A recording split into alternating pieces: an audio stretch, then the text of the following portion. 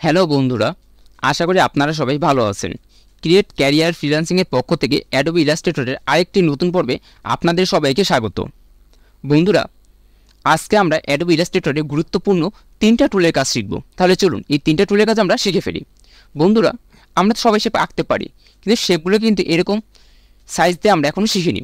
আজকে আমরা এই শেপগুলো তৈরি করব। তো তার জন্য বন্ধুরা প্রথমে আমরা একটা রেক্ট্যাঙ্গেল টুল নিব। তো রেক্ট্যাঙ্গেল নেওয়ার পর আমি এখানে একটা রেক্ট্যাঙ্গেল আঁকলাম। তো তারপরে আমি সিলেক্ট করলাম। সিলেক্ট করার পর এখন এটাকে আমি কপি করব। তো এটাকে কিবোর্ড থেকে কন্ট্রোল চেপে তো জাস্ট এইভাবে কপি করে নিয়ে আসলাম। এখন আমি প্রেস করবো কিবোর্ড থেকে কন্ট্রোল ডি। যতবার আমি ডি প্রেস করবো ততবার দেখবেন এই শেপগুলো এখানে চলে আসছে। এখন বন্ধুরা প্রথমে আমি এই শেপটা তৈরি করবো। এটা হচ্ছে একটা রাউন্ড রেক্ট্যাঙ্গেল। অনেকেই বলবেন যে আমি রাউন্ড রেক্ট্যাঙ্গেল সহজে আঁকতে পারি।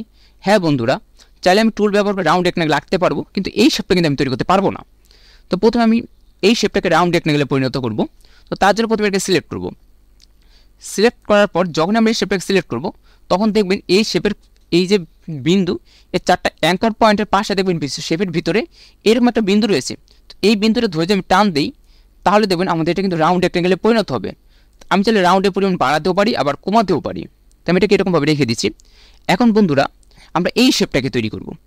এই শেপটা তৈরি করার জন্য প্রথমে আমাদের যে কাজটা করতে হবে, তাহলে প্রথমে এটাকে সিলেক্ট করতে হবে। এটাকে সিলেক্ট করার পর আমরা চলে যাবো ডিরেক্ট সিলেকশন টুলে। অটোমেটিক সিলেকশন না করো, আমরা আসতে হবে ডিরেক্ট সিলেকশন টুলে। ডিরেক্ট সিলেকশন টুল নেওয়ার পরে এর উপর মাউস পয়েন্টটাকে জাস্ট একটা ক্লিক করব।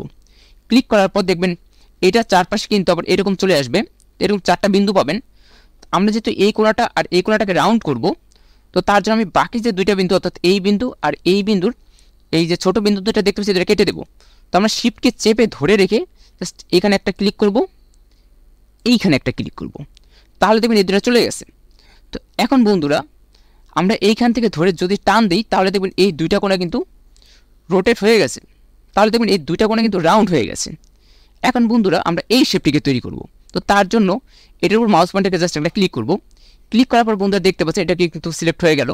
এখন এইখানে দেখেন আমি কিন্তু কোনো কাজ করিনি, যেহেতু এই অ্যাঙ্কর পয়েন্ট আমি কাজ করিনি, তার মানে এই অ্যাঙ্কর পয়েন্টটা সিলেক্ট করার দরকার নেই। তো আমি এখানে মাউস পয়েন্টটা রাখবো, তারপর কিবোর্ড থেকে শিফটকে চেপে ধরে রেখে জাস্ট এখানে একটা ক্লিক করব।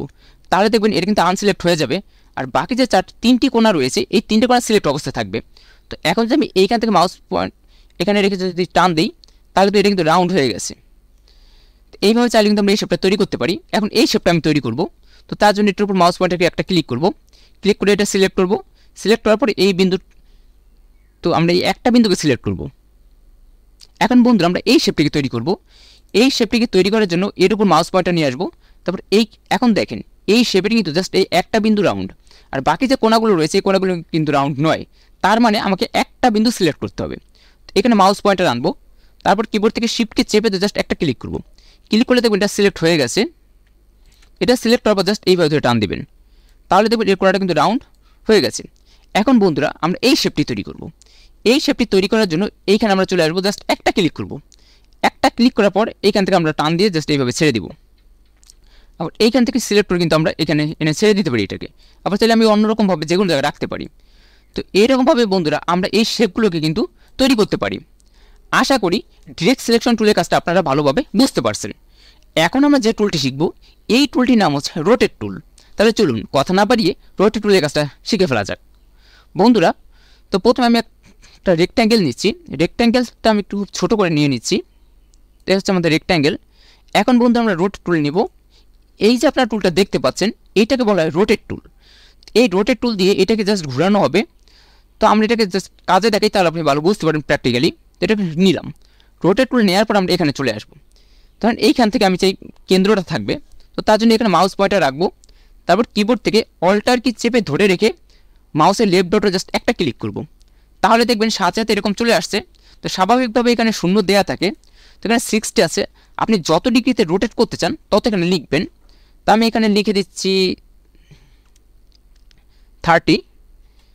তো মাউসের চাকাটা যদি করেন তাহলে দেখবেন লেখাটা বাড়বে কমবে। তো 30 লিখলাম। এখন যদি আমি ওকে ক্লিক করি, তাহলে দেখবেন এটা এখানেই থাকবে। আর যদি আমি কপি দিই, তাহলে এটা এখান থেকে এখানে কপি হয়ে চলে আসবে। তো আমি কপি দিয়ে দিলাম। এখন দেখেন বন্ধুরা এটা এইভাবে চলে আসলো। এখন যদি আমরা কিবোর্ড থেকে কন্ট্রোল ডি প্রেস করি, তাহলে দেখবেন এটা কিন্তু কপি হয়ে জাস্ট রোটেট হয়ে কপি হয়ে যাবে। তো এটাই ছিল বন্ধুরা আমাদের রোটেট টুলের কাজ। আশা করি রোটেট টুলের কাজটা আপনারা সবাই বুঝতে পারছেন।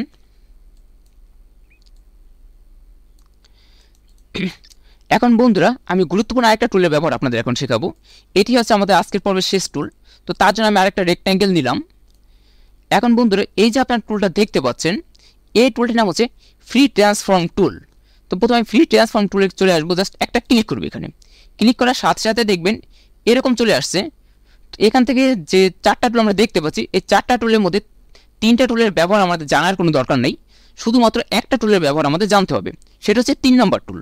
তো এই টুলটাকে আমি নিলাম, নেওয়ার পরে এখন এখানে চলে আসবো। এখানে আসার পর দেখবেন এখানে 4টা বিন্দু আছে, যে 4টা গোল গোল দাগ দেখা যাচ্ছে 4 কোণায়। এই কোণাটাকে আমি ধরলাম, ধরার পরে যদি আমি এটাকে এরকমভাবে টান দিই, তাহলে দেখবেন এটা এরকমভাবে ছোটো হয়ে যাবে। জাস্ট আমি এক পাশ থেকে টান দিয়েছি, এটা কিন্তু দুই পাশেই ছোটো হয়ে গেছে। এখন যদি আমি এখান থেকে ধরে টান দিই, তাহলে দেখবেন শেপটাই চলে আসবে, এটা কিন্তু আর সরবে না অথবা রোটেট হবে। এখন বন্ধুরা এই যে একটা বিন্দু দেখতে পাচ্ছেন, এইখান থেকে ধরে যদি আমি আবার টান দিই এরকমভাবে, তাহলে দেখবেন এটা আবার এরকম চলে আসছে। তো এখান থেকে আমি জাস্ট এটাকে ছোটো বড়ো করতে পারি চাইলে। এর জন্য কিন্তু অবশ্যই এই যে বিন্দুটা দেখতে পাচ্ছি আমরা, এই বিন্দুতে ধরে টানটা দিতে হবে, অন্য কোথাও ধরলে কিন্তু হবে না। তো আমি এটাকে এরকমভাবে রেখে দিচ্ছি। আবার যদি বন্ধু আমরা এখান থেকে ধরে এইরকমভাবে টান দিই, তাহলে দেখবেন শেপটা কিন্তু এরকম হয়ে যাবে। তো আশা করি আপনারা এই টুলটির কাজও ভালো মতো বুঝতে পেরেছেন। তো আমি যখন সিলেকশন টুল নেব, তখন দেখবেন এখান থেকে চলে গেছে, জাস্ট এটা এরকম থেকে যাবে। আশা করি এই ক্লাসটা আপনারা ভালোভাবে বুঝতে পেরেছেন। আর হ্যাঁ, আপনারা যারা সম্পূর্ণ ফ্রিতে গ্রাফিক্স ডিজাইন শিখে ফ্রিল্যান্সিং করতে চান, তারা অবশ্যই এই চ্যানেলটি সাবস্ক্রাইব করবেন। আর আপনি যদি ফেসবুক পেজ থেকে ভিডিওটি দেখে থাকেন, তাহলে অবশ্যই আমাদের ফেসবুক পেজটি ফলো করে দেবেন। আর হ্যাঁ, আপনাদেরকে সম্পূর্ণ ফ্রিতে সাপোর্ট দেওয়ার জন্য রয়েছে আমাদের create career freelancing student support group. আপনি আপনার যে কোনো সমস্যা যদি আমাদের গ্রুপে লিখে পোস্ট করেন, সেখানে আমি এবং আমার টিমের অন্যান্য মেম্বাররা মিলে চেষ্টা করব আপনার সকল সমস্যা সমাধান করার। তো ভিডিওটি সম্পূর্ণ দেখার জন্য সকলকে আবারও অসংখ্য ধন্যবাদ।